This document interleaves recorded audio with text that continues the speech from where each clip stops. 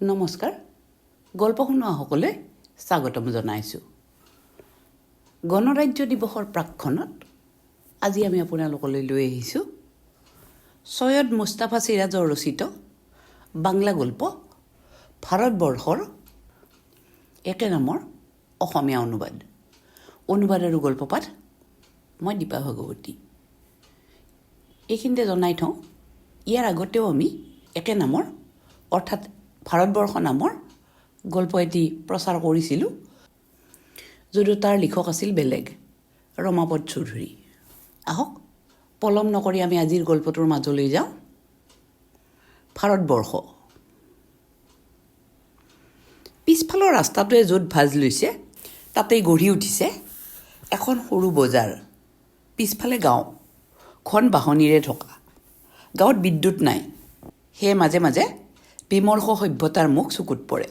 যেতিয়া কেঁচা ৰাস্তা ধৰি সেউজ জোপোহাৰ ফাকত আগুৱাই আহে কোনো যুৱক বা যুৱতী। পিন্ধনত যি পোচাক সেয়া আহমেদাবাদৰ কাৰখানাত তৈয়াৰী। কিন্তু বজাৰত বিদ্যুৎ আছে। 3খন চাহৰ দোকান, 2খন চন্দেশ্বৰ, 3খন পোচাকৰ, 1খন মনোহাৰী, 2খন গেলামালৰ। আৰু এটা গুদাম আছে, এটা হাস্কিং মেচিন আছে, তাৰ পিছফালে ইটাৰ ভেটা আছে। চৌপাশৰ গাঁওবোৰৰ পৰা মানুহবোৰ আহে। ৰাতি 9টালৈকে বেছ জমজমাট হৈ থাকে। তাৰপাছত চব খালী, কেৱল কিছুমান পোহৰ জ্বলে। কিছুমান ভতুৱা কুকুৰৰ ছাঁ ঘূৰে পিছৰ ওপৰত। মাজে মাজে পাৰ হৈ যায় ট্ৰাক দূৰৰ চহৰৰ পিনলৈ। পুনৰ চব নিস্তব্ধ। ভাজটোৰ মুখত পুৰণিকলীয়া বটগছডালত ফেঁচাৰ মাতো স্তব্ধতাৰ অন্তৰ্গত যেনেই ভাৱ হয়। সময়টো আছিল শীতৰ। বজাৰৰ উত্তৰত বিশাল পথাৰৰ পৰা কণকণীয়া ঠাণ্ডা বতাহ বলিছিল। তাৰপিছত আকাশ ধূসৰ হ'ল মেঘেৰে। পাতলীয়া বৰষুণ আৰম্ভ হ'ল। জাৰ বাংলা শীতত এনেই খুব জাকালোঁ। বৰষুণত সেয়া হ'ল ধাৰালো। ভদ্ৰলোকে কয় পৌছে বাদলা, সৰু মানুহে কয় ডাৱৰ। আৰু বৰষুণৰ লগত বতাহ কোবাল হ'লে সিহঁতে কয় হাপি বুলি। সেইবাৰ এই আবহাৱা হৈ পৰিল ফাপি। তেতিয়াও দূৰৰ পথাৰত ধান কটা হোৱা নাই।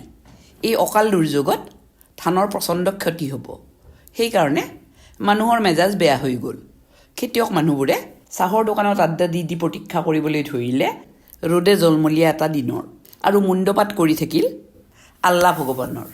শেষত ক্ষিপ্ত কোনো ডেকা খেতিয়কে চিঞৰি কৈয়ে দিলে, মূৰৰ ওপৰত আৰু কোনো চালা নাই ৰে, কোনো নাই মূৰৰ ওপৰত, যেতিয়া যি খুচি কৰা যায়। ক্ষিপ্ত মেজাজত কথাই কথাই তৰ্ক লাগি যায়। মাৰামাৰীৰ উপক্ৰম হয়।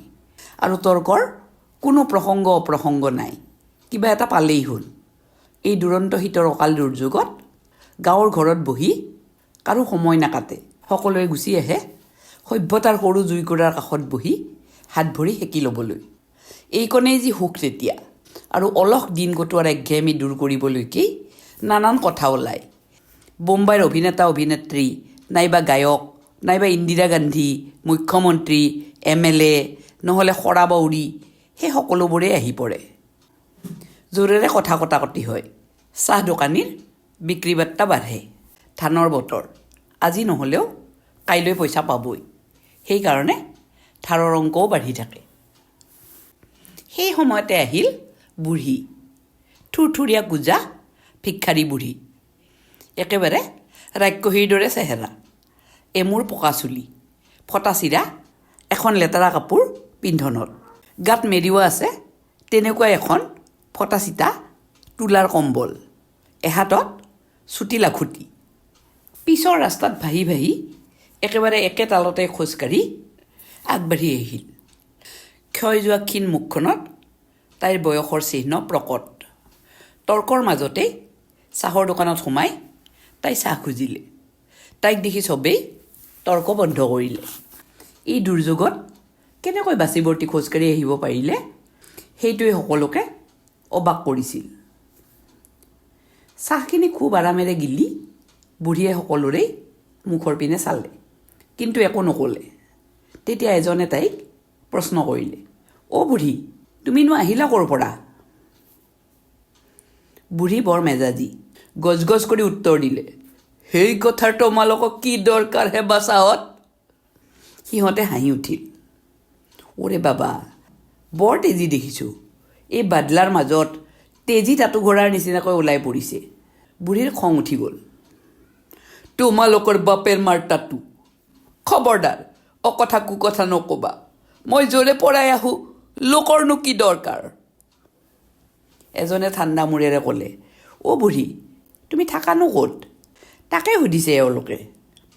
তোমালোকৰ মাথাত। এই বুলি কৈয়ে তাই কম্বলৰ ভিতৰৰ পৰা এখন ফটা কানি উলিয়াই তাত বান্ধি থোৱা পইচা খুলিবলৈ ধৰিলে।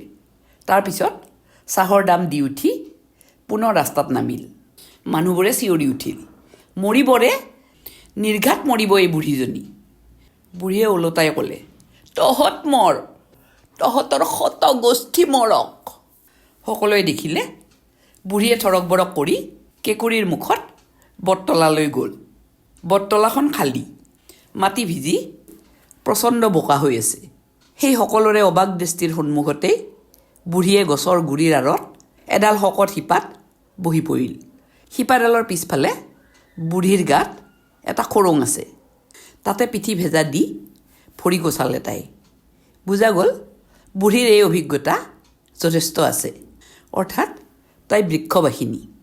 কোনোবাই ক'লে, বৰং বাৰোৱাৰী তলালৈ গ'লেই পাৰিলেহেঁতেন, ইয়াত তাই নিৰ্ঘাত মৰি যাব। এই কথাৰ পিছত স্বভাৱতেই বুঢ়ীক লৈ আৰু বহুত কথাই আহি পৰিল। পুনৰ জমি গ'ল পুহমহীয়া বঁটা সম্পৰ্কে। গাঁৱত ডাক পুৰুষৰ পুৰণি বচন আছে। সেয়া হ'ল, শনিতে 7, মংগলে 5, বুধে 3, বাকী চব দিন। অৰ্থাৎ শনিত বাদলা লাগিলে 7 দিন থাকিব, মংগলত 5 দিন, বুধত 3 দিন, অন্য দিনত লাগিলে মাত্ৰ এদিনৰ কথা। এইবাৰ বাদলা লাগিছিল মংগলবাৰে। কোনেও অৱশ্যে হিচাপ কৰা নাই, কিন্তু যিদিনা এৰিলে সেইদিনা আকাশ একেবাৰে পৰিষ্কাৰ হৈ গ'ল। সূৰ্যৰ উজ্জ্বল মুখ দেখা গ'ল। আৰু সকলোৱে আৱিষ্কাৰ কৰিলে যে বটতলাত বুঢ়ীৰ সেই খোৰোঙত পিঠি ৰাখি বুঢ়ী চিত হৈ পৰি আছে, একেবাৰে নিশাৰ হৈ। বহুতখিনি বেলা হ'লতো তাই লৰচৰ কৰা নাই দেখা পাই চাহ দোকানীহঁতে ক'লে, নিৰ্ঘাত মৰি গৈছে বুঢ়ীজনী। এজনে ক'লে, সৰ্বনাশ, তেনেহ'লে দেখোন শিয়াল কুকুৰে ফালি চিৰি খাব, গোন্ধত টিকিব পৰা যাব জানো? এজন দুজনকৈ ভিৰ বাঢ়িবলৈ ধৰিল। কোনোৱে বুঢ়ীৰ কপাল চুই দেখিলে যে প্ৰচণ্ড ঠাণ্ডা। এজনে নাড়ীও চালে, কোনো স্পন্দন নাই, গতিকে মৰিছেই নিশ্চয়। চকীদাৰক খবৰ দিয়া হ'ল। তেওঁ আহি ক'লে, থানাত খবৰ দি কি হ'ব? খাবলৈ নোপোৱা এক ভিক্ষাৰীয়ে বটল তুলিছে, তাৰ আকৌ থানা পুলিচ। 5 ক্ৰোক দূৰত থানাত খবৰ দিবা, তাৰপিছত তেওঁলোক আহোঁতে ৰাতি দুপৰ হ'ব। তেতিয়ালৈকে গোন্ধ ওলাব। কেতিয়া মৰিছে হিচাপ আছে নেকি? দেখা নাই জানো ফুলি কেনেকৈ ঢোল হৈছে? তেনেহ'লে কি কৰিম চকীদাৰ দা? নদীত পেলাই দি আহা, ঠিক গতি হৈ যাব যি হ'ব লগা আছে। বিজ্ঞ চকীদাৰৰ পৰামৰ্শ মনা হ'ল। পথাৰ পাৰ হৈ 2 মাইল দূৰত নদী, এতিয়া শুকান। তাৰ পাৰতে পেলাই দি আহিল কেইজনমানে মিলি। বাঁহৰ চাঙিত দাঙি নিয়া হৈছিল, সেইখনো সিহঁতে পেলাই দি আহিল।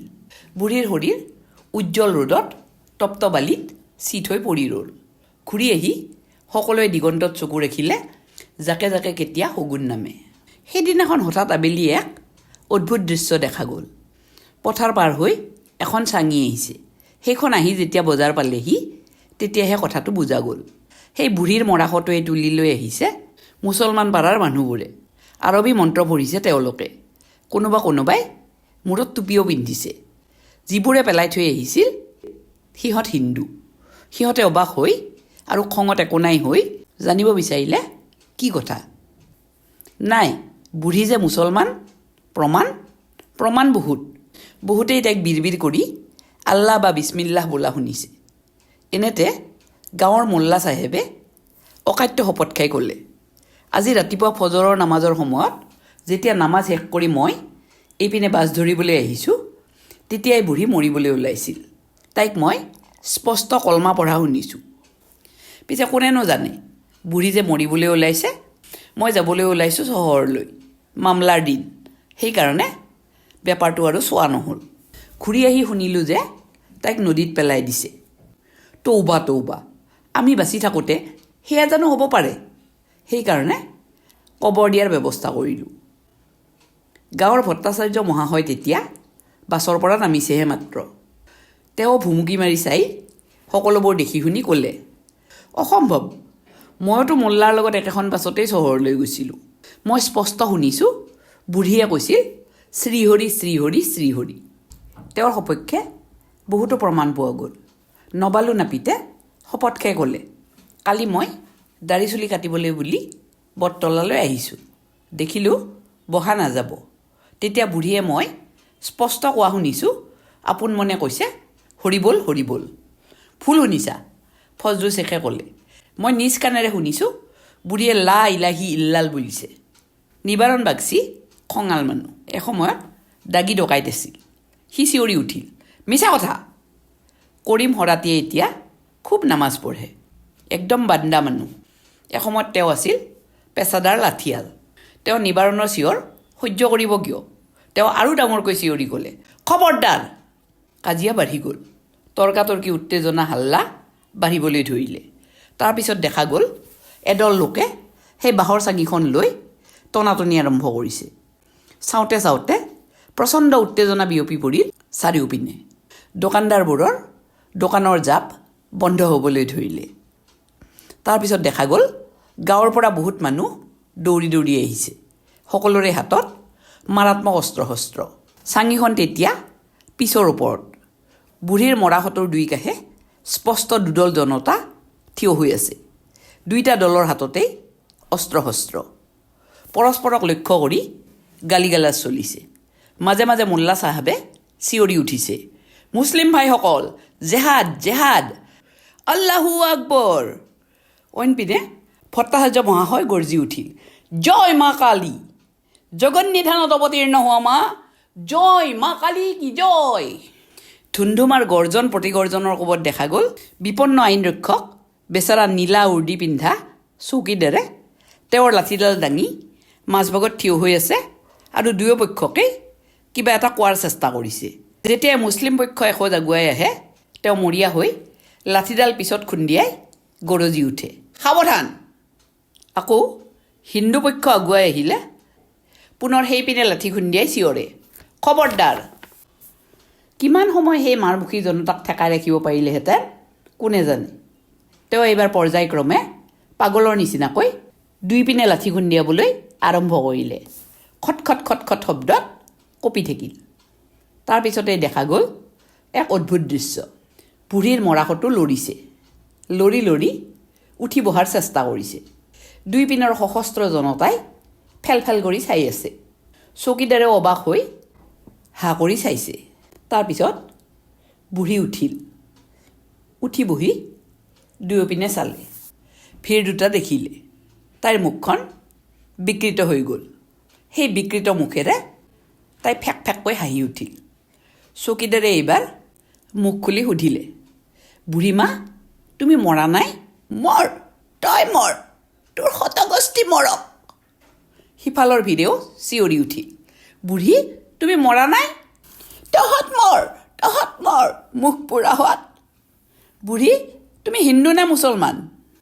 বুঢ়ীৰ প্ৰচণ্ড খং উঠি ক'লে, চকুৰ মাথা খাইছ নেকি গাধাহঁত? দেখা পোৱা নাই নেকি? ওৰে নৰক্ষা কোহঁত, ওৰে শগুন চকুৱাহঁত, মই কি তহঁতে দেখা পোৱা নাই নেকি? চকু ফুটাই দিম, যা যা যা ইয়াৰ পৰা। এইবুলি তাই থৰক বৰককৈ খোজ দিবলৈ ধৰিলে। ভিৰ আঁতৰি তাইক পথ দিলে। শেষ ৰ'দৰ পোহৰত তাই দূৰণিৰ পিনে ক্ৰমে অস্পষ্ট হৈ গ'ল। ধন্যবাদ।